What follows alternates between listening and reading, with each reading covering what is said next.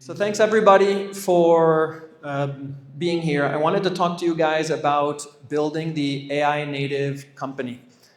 Something about me since a young age, I was always interested in how companies functioned, how they transferred knowledge, how culture was built, and how companies would succeed over so many years and decades and basically learn and compound learnings that it acquired over time.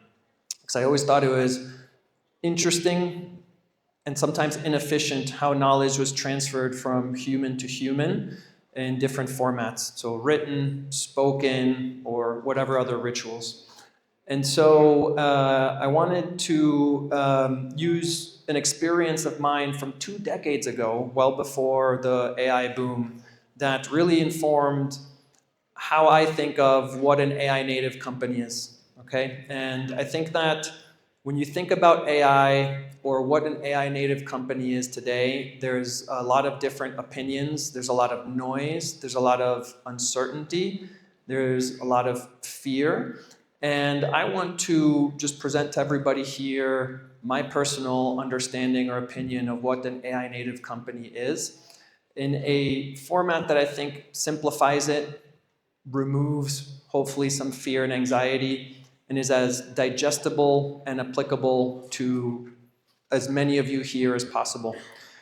That said, I'll give you a disclaimer up front before I begin that in an effort for this to be as digestible for as many people as possible, from curious and people with not a lot of experience with AI to founders and companies with more experience with AI, I'm skewing a little bit more to foundational. If you find this a little bit too rudimentary or too easy, I invite you all to follow up with me afterwards and contact me personally. I enjoy connecting with people and talking about these ideas all day, every day. And so I can definitely get a lot more technical in individual conversations if that's what anybody desires. So I want to start my story in 2005 when I was just a couple of years out of graduate school and working at Ford Motor Company. And at the time, the automotive industry in the United States was going through a very bad period, a big crisis, during which the government did something unprecedented in which it actually rescued 3 out of the 4 major manufacturers. The only one that didn't need rescuing was Ford Motor Company, where I used to work. And in an effort to avoid such a situation and massive layoffs, they offered buyouts. And so I remember still on a Friday afternoon getting a message that 4 of my teammates took these buyouts. Basically, it was like a voluntary layoff or an immediate retirement, if you want to think of it a different way. And what I thought was very interesting is that one of my colleagues, in passing, very casually, mentioned to me that with these 4 colleagues leaving, the company was losing 120 years of institutional knowledge. And he didn't say it to fearmonger or anything like that. It was literally a very casual comment, but it froze me. And it stuck with me 20 years later, the impact, the detriment of letting that knowledge just walk out the door and basically have no recourse for sustaining it and utilizing it for future decision-making and developments within the company. I thought that was like the worst thing that can happen, and it stuck with me all these years. But why do I bring it up? The reason that I bring it up is that was 2025, and we didn't have the tools to prevent that level of brain drain, if you want to call it. But today in 2026, we do. And that's what I wanted to talk to you guys about. So hopefully that helped to set the stage a little bit for everybody. So in my opinion, what does AI native mean? It's not so much about what tools you use, it's about how context flows through your organization. So this is more of an architectural decision than it is a tool selection decision, okay? The decisions that a company makes is, I think, the bare minimum that needs to be documented. What a lot of companies lose beyond that is the context before the decision, or how the decision was arrived at, okay?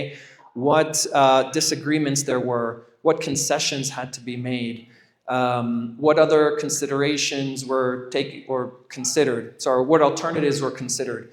The decision at the end of the day is maybe like the 10% of the data capture. The 90% before that is the important stuff that gets lost.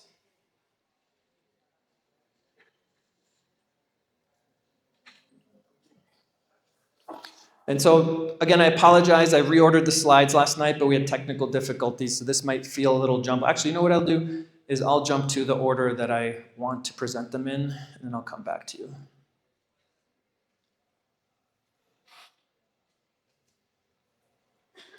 So let's talk a little bit about the risk of not being AI native or of losing that context, okay? Is that context debt is the silent killer of scaling companies. Now, I did modify or create this presentation in mind with entrepreneurs and small businesses or nascent and scaling startups. But basically, the context debt, think of it a different way maybe than a big company like Ford Motor Company with those 4 individuals losing 120 years of institutional knowledge. Let's assume that some of you are startup founders, and maybe it's just 2 of you, 3 of you in your company. Or maybe you scaled a little bit more to 8, 10 people. Imagine, if you will, for a moment, and God forbid this happens to you, though for some of you it might already have happened in the past, is you have some friction with your co-founder, they walk out the door, and how much knowledge or know-how walked out that door with your co-founder? Or if you scaled, maybe you're 10 people, and a VP or a key person on your team gets poached or decides to leave the company, how difficult it is for the rest of the team or the company to remember everything that that person learned or did or executed, decisions that were made, projects that were rolled out. And if that wasn't documented well, that context debt, so to speak, can be massive. And it could actually literally kill your company if too much of it is taken on. So the real value, this is not presenting very well. Over here, it's supposed to say how. It's not even showing well for me here. Or sorry, this is supposed to say what. So it's not what the decision was that was made. The real value of the context is the why. So as I just finished saying, the reasoning, the trade-offs, all the context behind that decision is what you want to maintain.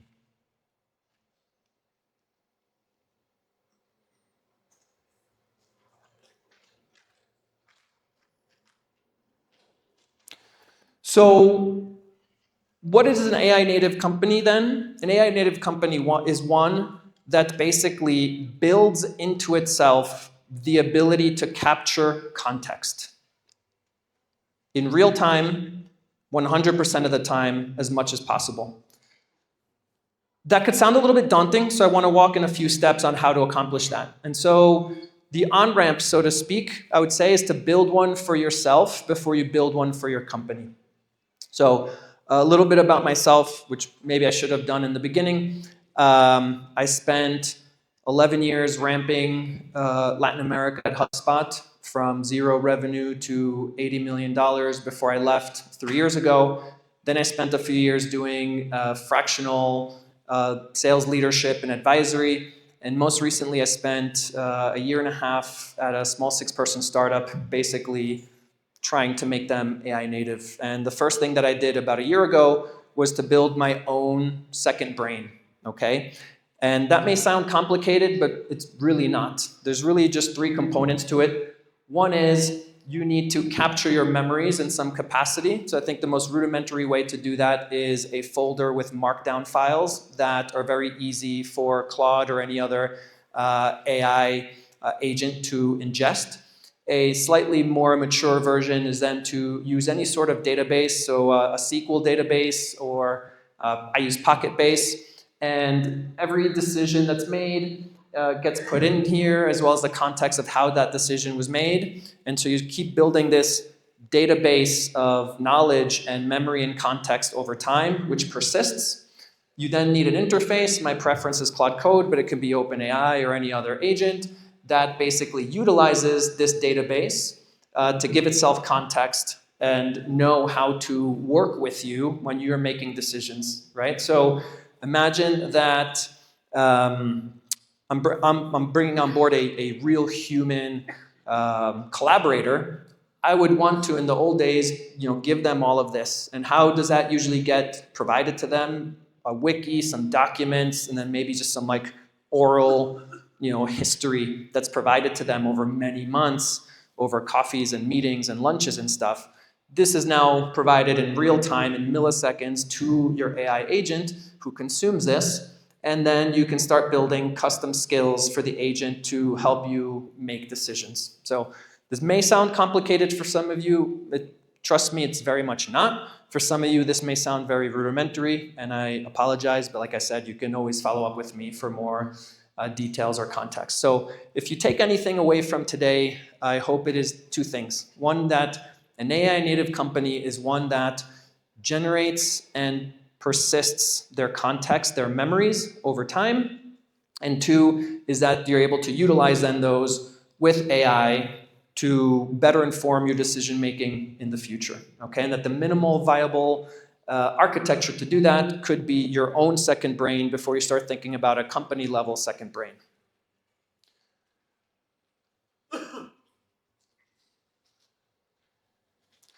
So obviously, the best timing to do this is sooner rather than later. It's much easier to do it at 3 people versus 300 people. When you start early, you have basically near zero context debt. The more time goes along, the more the debt builds, right? So at the startup that I was at recently, again, 6 people. The founders were friends of mine from university. The company had been around for 4 years. We had a little bit of context debt, right? About 4 years worth. Wasn't too bad, but I was able to actually recuperate a good piece of it with access to Wiki and Notion and the CRM and their existing systems. But again, had I joined them 10 years from now, we're not talking about 4 years of context debt. We're talking about 14 years of context debt and all that lost memory and know-how and learnings from the decisions that were made and the decisions that were not made. So from day one, how do you take a first step here when you're trying to build a company-level brain? Don't overthink it. You just want to capture data from 3 primary sources: your call recordings, your emails, and your Slacks, okay? This is also a spectrum. You could think of it from maybe the right-hand side, the most extreme in some concept, where you give it all the recordings, both internal and external, all your emails, no matter what, and then all your messages, no matter what. Now, if you're a little bit of security conscious or nervous about personal information, your calls, maybe you only want to give it your external calls, not your internal team calls. Your emails, you can exclude some emails or intra-team emails, and the same for your team messages. I don't know, myself, I'm very laissez-faire, let's say maybe. With the data, I'm not really afraid of the AI knowing too much about me. So for myself and my team, we give it all the recordings, all the team meetings internally, all the internal emails. The more context you can provide the AI, the better. Again, the assumption here is that you're taking the right precautions, that this data is not leaking or leaving your company. But again, usually more is better in terms of context for the AI or for your brain, let's say, for your memory database.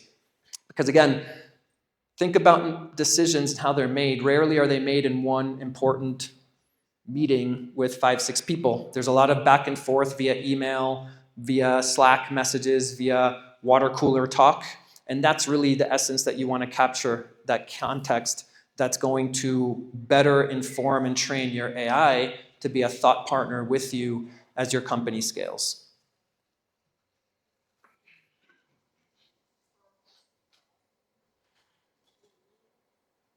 And so, talking about the architecture a little bit, building on the previous slide, it's not just limited to those minimal 3 viable data points, meetings, email, and Slack. Anything else that you can think about, any Notions or Wiki, your CRM. This is an interesting bucket here with a lot of progress recently also for offline mediums. So I don't know if any of you have heard about tools like Pocket or Plod, which are basically always-on AI-enabled recorders that you can take into the field and that will add to your brain, right? So if you do field sales or you have in-person coffee chats or meetings like that, Plod and Pocket are these little magnetic tools that you can stick to the back of your phone, and basically it records and transcribes in AI and then ingests it and pulls out learnings via AI from those chats, just as if you were using Zoom or Google Meets or anything like that in a digital format. And again, depending on your business, everything else could be any other proprietary systems or data sets that could complement the knowledge graph that you're building for your company or your brain, your memory bank.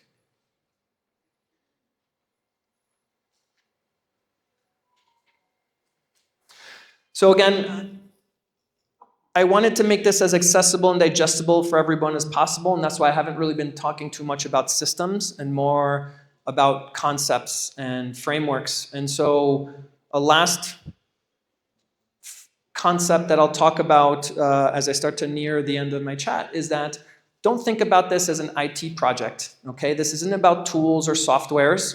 This is really a cultural commitment around everybody being open to sharing data, being comfortable, being recorded, having their emails and their Slacks and their messages ingested by the AI in that memory database, okay?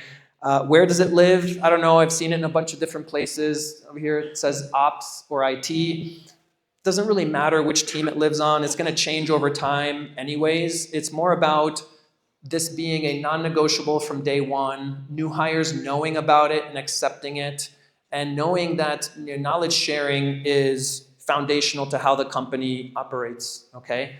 So if you guys as entrepreneurs believe this concept or buy into this, you want to actually include that then as a screener for when you hire and make sure that other people buy into that culture from day one so that there's no friction with people coming in and then you finding out weeks or months later that they're hoarding data or knowledge or that they're not comfortable being recorded or having all their information being fed to the centralized repository, memory repository.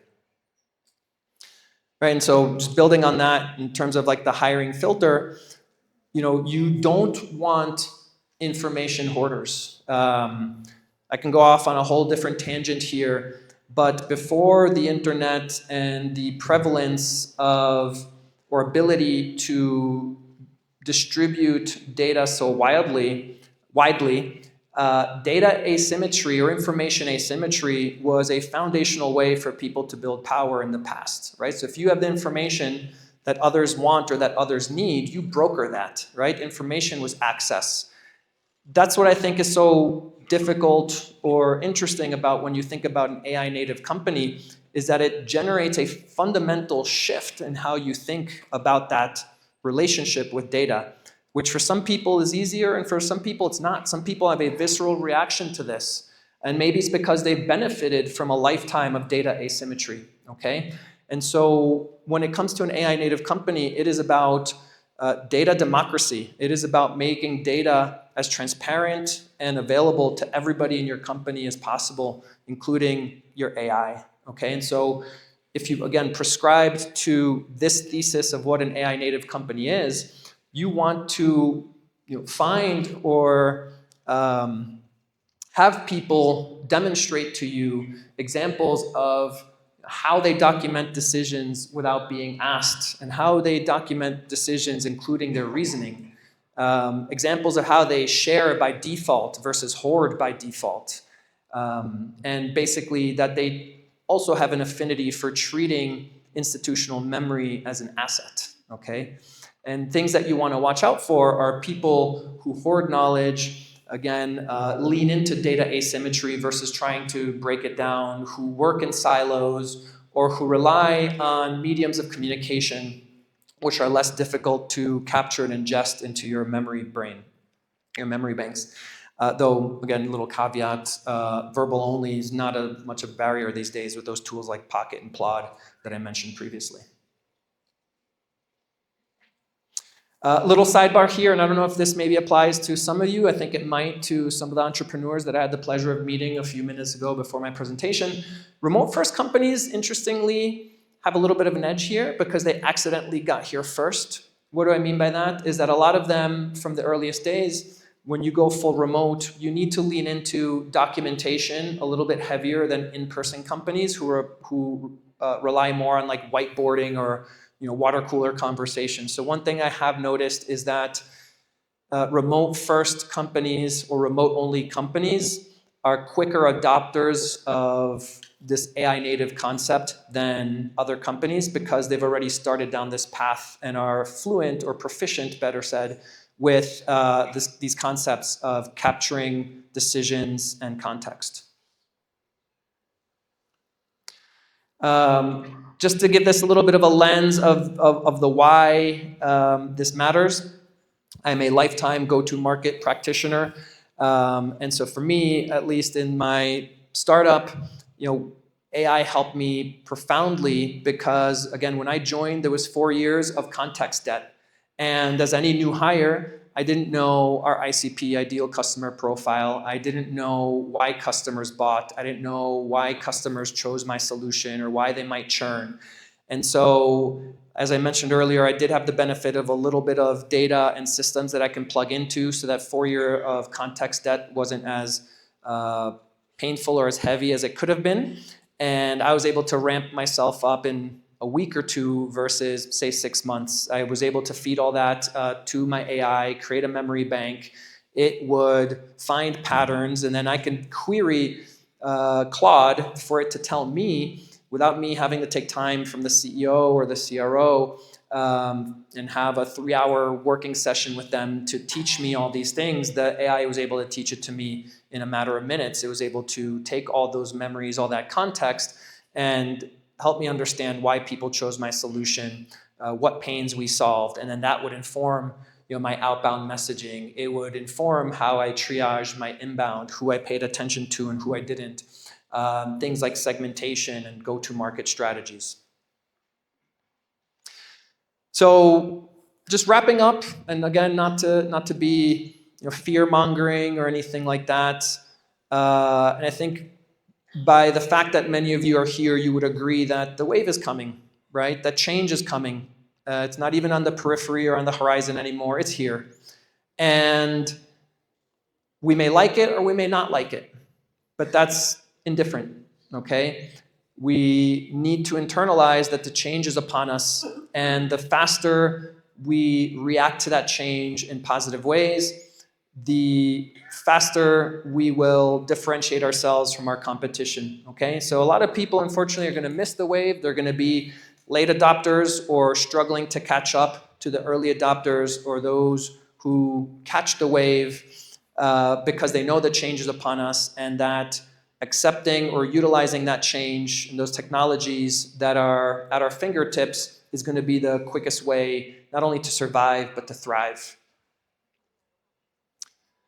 So again, the stakes is more, better, faster, and with fewer people. And that comment doesn't scare me. I know a lot of people don't, or companies don't like this component here, right? But I think that a byproduct of that is that you're going to see more startups than ever before, okay? So if a big company like HubSpot or Salesforce can do more with less people, those people who aren't part of the party or that journey can now maybe start their own journey or their own company, whereas previously it would have been near impossible to do so. So I think that having these technologies is a net positive, in my opinion, because I've never seen more entrepreneurs, more builders, more engineers in my life. I myself am one of them. I spent 15 years selling. In the last 6 months of my journey at my startup, I was probably more engineer than seller. I built my own tools. I replaced my own CRM. I replaced half of my tech stack with the tools that I built with the help of my second brain, okay? And so I encourage all of you to not miss the wave, to be proactive, to embrace these technologies. Hopefully my presentation today served to diminish the anxiety a little bit about what is AI, being AI native or AI fluency. It's not about the tools. It's not about, open AI versus Anthropic. It's how do I capture context and memories? It's literally that simple, right? How do I persist my context and memories so that everybody on my team can use them and so that the AI could use it and basically function as another teammate of mine who can help me to make decisions, a teammate that has perfect memory, never goes to sleep, and can work for me 24 hours a day. And that's what I would encourage you all to try to accomplish with your startups if that's what the journey that you're all on today. So again, wrapping things up, my understanding of AI native is basically preventing this scenario that I lived through 20 years ago that obviously has stuck with me for all this time. Again, something that maybe a lot of other folks would have maybe forgotten, but it stuck with me all these years, that losing that context and that memory from core individuals and teammates can be massively detrimental to any business. And it doesn't have to be so severe or pronounced as like 120 years of institutional knowledge. It can be just months or a couple of years of institutional knowledge if those were key decisions and context that led to those decisions that you are losing when people exit your business. And so we are now in the age of AI, whether we'd like it or not, and that scenario should never reoccur again. So hopefully that wasn't too boring. Hopefully it wasn't too basic for you guys. Hopefully this helped you to think about AI in a different way. Again, with a little bit less anxiety and fear, and maybe to think of it in a more digestible way that you can apply for your business or even for yourself this very afternoon. Building that second brain is not difficult.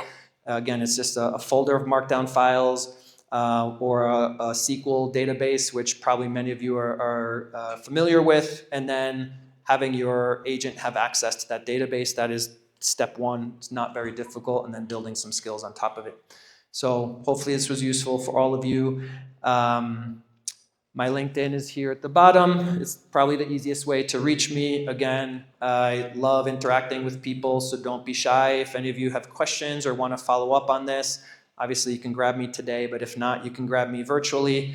And for any of you who are more advanced, I can definitely go much, much deeper on this topic for many hours, and especially on enterprise tools or enterprise architecture around building second brains.